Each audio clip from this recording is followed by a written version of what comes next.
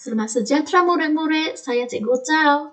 Hari ini kita akan bincang mengenai cas elektrostatik sahaja. Okey, so sebenarnya cas elektrostatik adalah cas elektrik yang statik. Okey, nampak kan cas elektrik, statik. Okey, apakah maksud statik? Statik sebenarnya adalah tidak bergerak.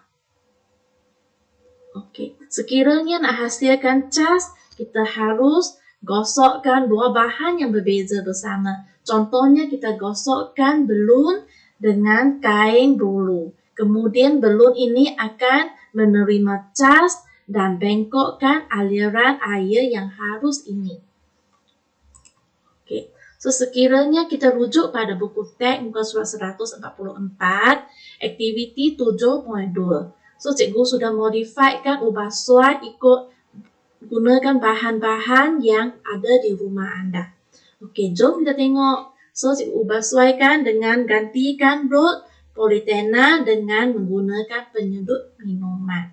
Kain bulu, kamu juga boleh gunakan kain microfiber yang berada di dalam dapur anda. Okey, caranya agak senang. Kamu perlu gosokkan penyedut minuman tersebut dengan kain microfiber. Kemudian, letakkan dekat dengan tebisan kertas. So, kamu akan dapati tebisan kertas akan tertarik kepada penyedut minuman. Kenapa? Kerana penyedut minuman dicas semasa digosok dengan kain microfiber. Okey, aktiviti seterusnya, cikgu gantikan rod politena dengan sikat. Kemudian kain bulu pula dengan apa ya? Okey, tengok saja gambar. Okey, kamu hanya gantikan dengan rambut anda. Jadi kamu ambil sikat, sikatkan pada rambut yang kering. Okey, ambilkan sikat tersebut, dekatkan dengan arus dengan air, kamu akan dapati aliran air pipe yang harus bengkok kerana sikat dicas semasa digosok dengan rambut. Okey? Kemudian kamu juga boleh buat aktiviti ini dengan belun. Kemudian ambilkan satu tin aluminium atau tin minuman yang sudah bersih, kosong dan keringkan. Okey, kemudian kamu gosokkan belun tersebut dengan rambut anda supaya belun ini menerima cas. Okey, letakkan belun dan tin itu di atas permukaan meja dan gerakkan belun. Okey, kamu akan dapati tin minuman kosong akan bergerak bersama belun kerana belun dicas semasa digosok dengan rambut. Kan?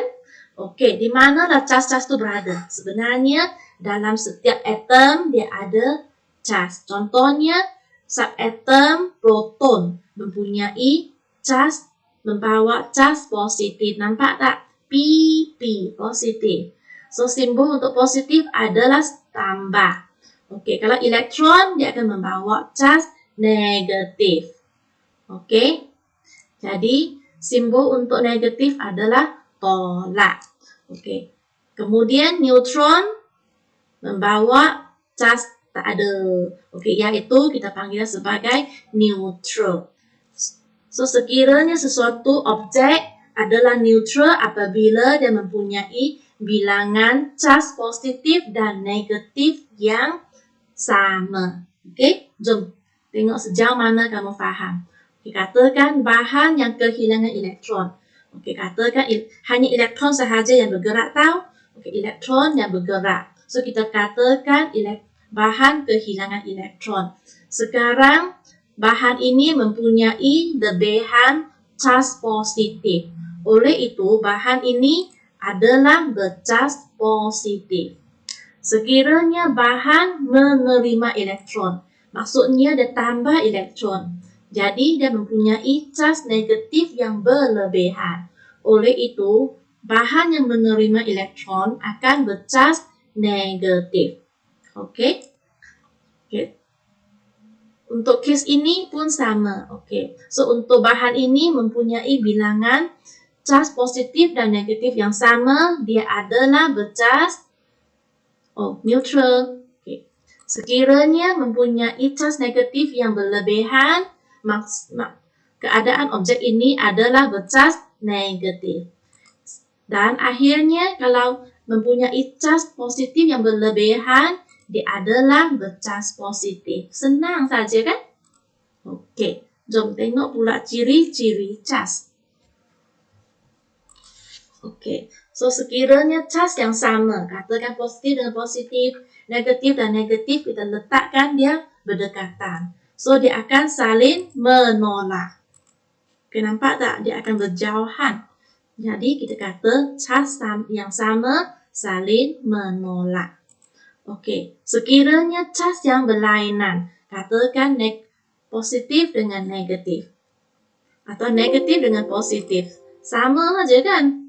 Ayah, kenapa lah? Sebab lebih kan? Okey, jadi cas ini akan saling menarik, dia akan gerak berdekatan. Okey, so macam manalah kita nak menguji, mengesan kewujudan cas? Pening pula ni. Okey, sebenarnya kita boleh gunakan elektroskop. Okey, inilah bentuk dia. So, elektroskop dia ada cepa logam, dia ada penebat, ada keranjang emas. Okey, pentingnya keranjang emas ini. Nanti kita tengok ya. Okey, sekiranya bahan yang bercas mendekati elektroskop. So, elektroskop ini dia akan menerima cas. Jadi, keranjang emas akan menerima cas dari bahan yang mendekatinya. So, apabila dua-dua cas yang bersama, dia akan saling menolak. Oleh itu, keranjang emas akan mencapa. So, mencapa maksudnya dia buka ya. Okey. So, ingat, kalau bahan yang neutral dekati, dia keranjang emas tidak mencapa. Bila bahan yang bercas mendekati, tak kisah ada positif atau negatif cas, keranjang emas akan mencapa, dia akan buka. Okey, sekiranya semakin jauh pencapahan keranjang emas, semakin banyak cas elektrostatik yang terkumpul. Okey, minat tak nak membina elektroskop? Okey, kamu hanya perlu sediakan satu balang kaca, daun kuprum, keranjang aluminium, potong 2 helai sebesar jari anda. Okey, kemudian buatlah 2 lubang. Kemudian cangkupkan pada dawai kuprum. Dan kemudian sediakan penyumbat gabus atau penyedup minuman untuk gantikan penebat elektroskop. Okey, reka bentuk dia adalah macam ni. Tebukkan lubang pada atas penutup balang kaca, masukkan dawai kuprum dan letakkan keranjang aluminium. Kemudian letakkan bahan yang bercas berdekatan dengan elektroskop yang anda bina. Kamu akan dapati keranjang aluminium akan mencapa. Okey, nampak kan? Dia akan buka. Senang sahaja. Okey.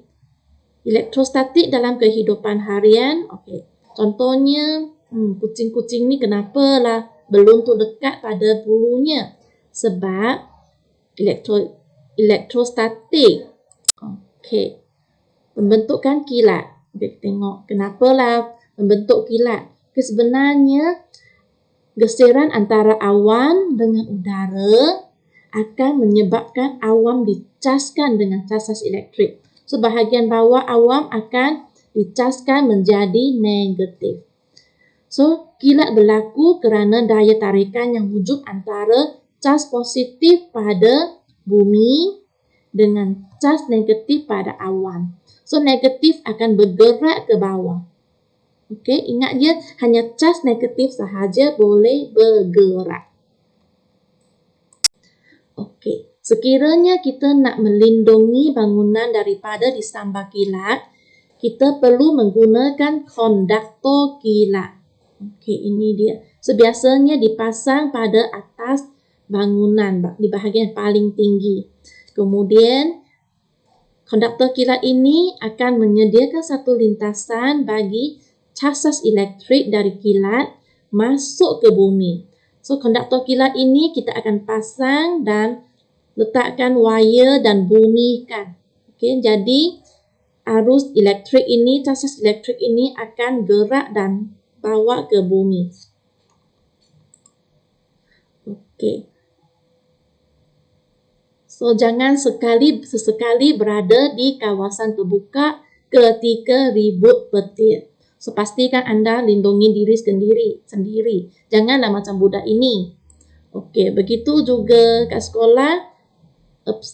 Oh ya, jangan juga berdiri di bawah pokok semasa petir kilat. Okey. So, di sekolah kita juga boleh buat simulasi kejadian kilat.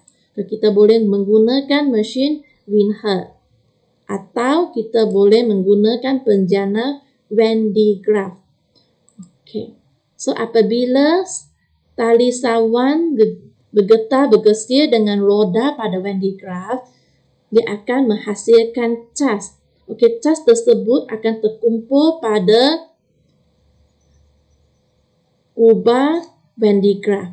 Apabila kamu sentuh cas itu akan pergi menyebabkan rambut anda berdiri. Sebab rambut kamu akan menerima cas yang sama. Okey, sekiranya kamu letakkan satu sfera logam yang kecil dekat dengan dia akan menghasilkan percikan api. Sebenarnya lah apakah percikan api ini? Jom. So, sebenarnya itu adalah arus elektrik. Okey, perhatikan kat sini. Okey, so kemudian macam manalah nak menyelesaikan masalah harian berkaitan dengan elektrostatik. Okey, so kalau rujuk pada buku teks muka surat 147, aktiviti 7.4. So, kamu perlu memilihkan jenis fabrik untuk dipakai ketika cuaca panas dan pastikan kawasan pelindung yang selamat ketika ribut petir. Okey. Sekarang kamu kena menggunakan konsep Faraday Cave.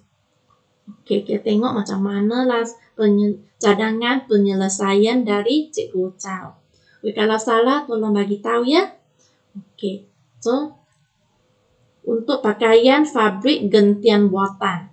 So, biasanya dia akan menyebabkan cas terkumpul pada badan kita. Apabila pakaian bergesir dengan kulit kita pada cuaca panas, atau bergesir dengan pakaian menyebabkan cas-cas terkumpul pada badan kita dan akan menyebabkan kamu menghadapi renjatan. Okey, so cara mengatasi kita boleh pakaikan kain kapas atau yang biasanya akan tulis cotton. Selain daripada itu, fabrik nilon akan bergesir dengan badan kita atau dengan pakaian akan menghasilkan cas-cas elektrostatik. Okey, so kulit kita akan menjadi cas positif, fabrik nilon akan menjadi negatif. So, cas yang berlainan dia akan menarik. Oleh itu, pakaian akan melekat pada badan kita. Kita akan rasa tidak selesa, terutamanya pada waktu panas-panas ni kan.